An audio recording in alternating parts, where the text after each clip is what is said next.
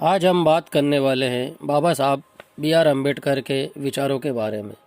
ये video part 1 में हिंदू नहीं हूँ और ना ही मुझे मानने वाले लोग का दूसरा भाग है। यदि आपने पहला वीडियो नहीं देखा है तो हमारे चैनल पर जाकर पहला वीडियो आप देख सकते हैं। इस वीडियो में B.R. अम्बेडकर अपने लोगों से कहते हैं, आज हमारे समाज को मंदिरों की नहीं बल्कि स्कूलों पाठशालाओं की आवश्यकता है, क्योंकि सरकारी स्कूल तो हमारे बच्चों को ठीक से शिक्षा दे नहीं रहे हैं। यदि हमारे अपने स्कूल होंगे तो उनमें हमारे बच्चों को ठीक शिक्षा और सच्चा इतिहास जानने का अवसर मिलेगा। इसलिए हमें अपने स्कूलों के माध्यम से समाज को सभी प्रकार के अंधविश्वासों से मुक्ति दिलाने का आंदोलन चलाना होगा। अक्सर सुना जाता है कि हमारे नेता तो बिकाऊ हैं, संसद या विधानसभाओं में जाते ही गूंगे बहरे हो जाते हैं। आओ आज हम अपना खुद उद्धार करने का संकल्प लें, जिसके लिए हमें अपने शैक्षिक संस्थान स्थापित करने होंगे। इसके लिए हमें अपने धनपतियों को इस कुशल कार्य को अंजाम देने के लिए सहमत करना होगा। कुछ लोग कहते हैं कि अछूतों के संपन्न लोगों को आरक्षण का लाभ लेना छोड़ देना चाहिए। मूलतः ये दलील बिल्कुल गलत है। ना तो ये संविधान सम्मत है और न ही तर्क सम्मत। इस शरारतपूर्ण विचार का देश के हित में कोई अर्थ नहीं है। पूना पैक्ट के माध्यम से आरक्षण की व्यवस्था की गई है। मगर असल में हुआ क्या? आज की सवर्ण जातियां अतीत में उनके बापू यानी कि महात्मा गांधी के द्वारा बाबा साहब के साथ किए गए करार से मुकरना चाहती है और दलित आदिवासियों को हर तरह से बर्बाद करना चाहती है। ये चाहती है कि अछूत आदिवासी लोग उसी स्थिति में रहें जैसी स्थिति में वे पेशवाई हुकूमत के दौरान रहने को अभिशप्त थे। आजकल इस देश के सबसे बेईमान लोग कहते हैं कि अब भारत में किसी भी प्रकार का जातीय पक्षपात या भेदभाव नहीं होता, इसलिए आरक्षण व्यवस्था समाप्त की जाए। असलियत यह है कि नगरों महानगरों में अस्पृश्यता तो कुछ मामलों में जरूर घटी है, किंतु जातिवाद पहले से अधिक मजबूत हुआ है। अप्रत्यक्ष रूप से इनके बनते कामों में अड़ंगा लगाया जाता है। इन्हें अनेक तरीके से हैरान परेशान किया जाता है। इसी हालत में हमारा कहना है कि जिस धर्म में अपने ही धर्म को मानने वालों को गरीब और दुर्बल बनाने के षड्यंत्र रचे जाते हो, जिस धर्म को मानने वालों के विरोध में उनके धर्म घृणित जहर उगलते हो, तो फिर भला ऐसे धर्म में रहने का क्या फायदा है? गांधी जी कहा करते थे कि अगर हिंदुओं में प्रचलित छोटे बड़े अथवा ऊंच नीचता की भावना समाप्त हो गई तो वर्तमान हिंदू धर्म नष्ट हो जाएगा। हिंदू समाज की रीढ़ की हड्डी ही छोटे बड़े ऊंच नीच की भावना है।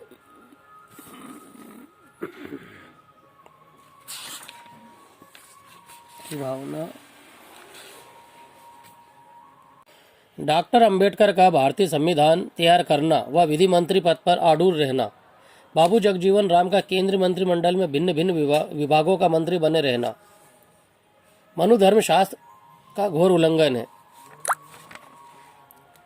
मनु का कहना है कि शूद्रों को दरिद्र गरीब अनपढ़ रखना ही हिंदू धर्म का पालन करना है। वैसे तीनों उच्च वर्णों में भी छोटे बड़ों की भावना का विष विद्यमान है, जैसे धार्मिक पृष्ठभूमि प्राप्त है। यहाँ तक कि ब्राह्मणों में भी अनेक जातियां हैं जो एक दूसरे को छोटी बड़ी मानी जाती हैं। इस प्रकार क्षत्रियों वैश्यों और शूद्रों में कई उपजातियां हैं जो एक दूसरी उपजातियों की अपेक्षा अपने आप को छोटा बड़ा मानती हैं। अस्पृश्यता का व्यवहार करना हिंदू धर्म का एक दृढ़ और पवित्र अंग माना गया है। अगर हिंदू धर्म को जीवित रखना है तो इन शास्त्रीय आदेशों उपदेशों और सिद्धांतों को मानना ही पड़ेगा। यही गांधी का आशय था और यही शास्त्र का मत भी है। गांधी जी ने इन अस्पृश्यों को हरिजन का नया नाम दे दिया था कि अस्पृश्य लोग हिंदू बहुसंख्या से टूटकर कहीं ईसाई या मुस्लिम में ना जा मिले। इसे हम गांधी का राजनीतिक हथियार कह दे तो अनुचित नहीं होगा। आखिर गांधी जी भी तो थे तो राजनीतिक हिंदू महात्मा ही।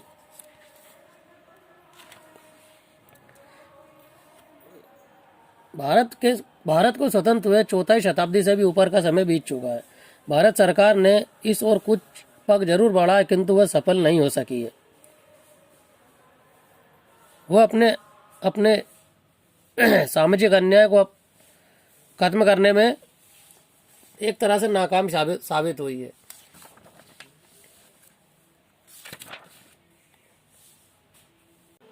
हमें ये मानने में इनकार नहीं कि भारत की आम जनता अनपढ़ और दरिद्र भी है। धर्म उन्हें अशिक्षित और दरिद्र बनाए रखने की आज्ञा ही नहीं देता, बल्कि उन्हें स्वतंत्र रूप से व्यापार और कमाने खाने की भी पाबंदी में रखता है। अन्य 3 वर्णों के लोगों को छोटा मोटा होटल, ढाबा, दूध दही की दुकान, हलवाई की दुकान चलाकर अपनी आजीविका प्राप्त करने की सहूलियतें हैं। अगर कोई ब्राह्मण पढ़ा लिखा नहीं है और पुरोहिताई नहीं कर सकता या कोई अच्छा पद प्राप्त नहीं कर पाता, तो वह बनिया या ठाकुरों के घरों में रसोई बनाकर रोजी रोटी कमा सकता है। किंतु अछूत पर तो धार्मिक निषेधाज्ञा लागू होती है। वो इन सब कामों को करने के लिए बाध्य है, यानी कि प्रतिबंधित है। इस ऐसे में उसकी दशा और भी दयनीय हो जाती और वो बेरोजगारी के चक्कर में धक्के खाने और फाका मस्ती का शिकार हो जाता है। अछूत इस नार के जीवन से छुटकारा कैसे पाएंगे, यह गंभीर समस्या है। हमारे मत में अछूतों का कल्याण तब तक नहीं हो सकता है जब तक भारत में हिंदू संस्कृति या धर्म ग्रंथ और उन पर आचरण करने वाले और ऐसे धर्म शास्त्रों के प्रचारक मौजूद हैं।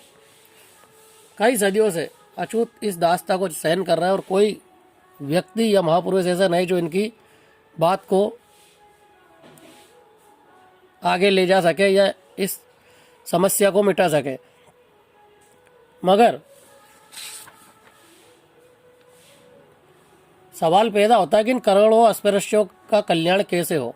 भविष्य में यदि हम देखें, यदि सच कहा जाए तो भगवान बुद्ध के सिवा इस देश में अभी तक कोई भी ऐसी क्रांतिकारी महापुरुष पैदा ही नहीं हुआ जिसने मानवता के साथ पशुओं से भी बुरा बर्ताव होते देखा हो। धार्मिकता का लिबादा ओढ़ने वाली समाज रचना का विनाश करने के लिए बुद्ध ने ही कड़ा संघर्ष किया और बुद्ध ही इस समाज रचना के प्रथम विध्वंसक थे। इसी दर्शन यानी बौद्ध दर्शन को ध्यान में रखते हुए हमें और हमारे समाज के लोगों को बुद्ध धर्म की तरफ देखना चाहिए और यही निर्णय के अनुसार मैंने बौद्ध धर्म को अपनाने का भी निर्णय किया और अपने समाज के भावी और भविष्य में जो लोग हैं उन्हें भी इस धर्म के झंडे के नीचे आने के लिए आग्रह करता हूँ। यदि आप बुद्ध धर्म की तरफ चलेंगे, बुद्ध एक समानता, एकता और करुणा का धर्म है। इसमें छुआछूत और ऊंच नीच की कोई भावना नहीं है। ये हम सबका कल्याण कर सकता है और हमारा भविष्य भी उज्जवल कर सकता है। इसलिए हमारा कहना है कि महादलितों अथवा अति दलितों के उत्थान के लिए जो योजनाएं बनी हैं वह तब तक कामयाब नहीं होंगी जब तक इन्हें शिक्षित बनाने की योजनाएं नहीं बनाई जाती। शिक्षा के अभाव में ये क्रूर और जालिम शासक हमारे न्यायोचित अधिकारों को इसी प्रकार से डकारते रहेंगे। इसलिए मेरे समाज के सभी लोगों से ये आग्रह है कि आप शिक्षित बनिए, संगठित बनिए और संघर्ष करिए और जितना भी पाखंड और रूढ़िवादिता इस देश में है उसे शिक्षा के द्वारा दूर कीजिए। स्वयं पढ़िए, अपने लोगों को पढ़ाइए, शिक्षा को दूर दूर तक फैलाइए और स्वयं के पैसे से, स्वयं के खर्चे से निजी शैक्षणिक संस्थाएं लागू कीजिए जिसमें कि आपको वो ज्ञान मिल सके जिस ज्ञान की ज़रूरत है। यदि आप अपना इतिहास ही नहीं जानेंगे तो फिर लोगों के गुलामी से छुटकारा कैसे प्राप्त कर सकते हैं। यदि आप सही मायने में अपने समाज को मजबूत करना चाहते हैं, आगे बढ़ाना चाहते हैं, तो मेरी इस बात को मानिए। शिक्षा ही एक ऐसा हथियार है जिसके द्वारा वो सब कुछ संभव है, क्योंकि अनपढ़ लोगों को उतना समझाया नहीं जा सकता, परंतु यदि उसे शिक्षित कर दिया जाए तो एक बात समझाने पर 100 बात वो अपने आप समझ जाएंगे। आप सभी से मेरा आग्रह है कि सब एकजुट होकर शैक्षणिकता के दिशा में आगे बढ़िए और लोगों को मजबूत कीजिए। इसी के साथ बाबा साहब अपना ये संबोधन समाप्त करते हैं। दोस्तों, यदि वीडियो अच्छा लगे है तो इसे शेयर कीजिए और लाइक कीजिए। साथ ही कमेंट कीजिए यदि आप किसी और विषय पर वीडियो चाहते हैं या कोई आपके मन में बात आ रही हो तो उसे आप ज़रूर कमेंट करके बताइए। चैनल को सब्सक्राइब कीजिए और बेल आइकॉन का बटन दबाइए, जिससे कि आने वाले समय में और अगले इस वीडियो या इसी तरह के और रोचक तथ्य जो भी हो हम इस वीडियो में डाल सकें और बना सकें। धन्यवाद।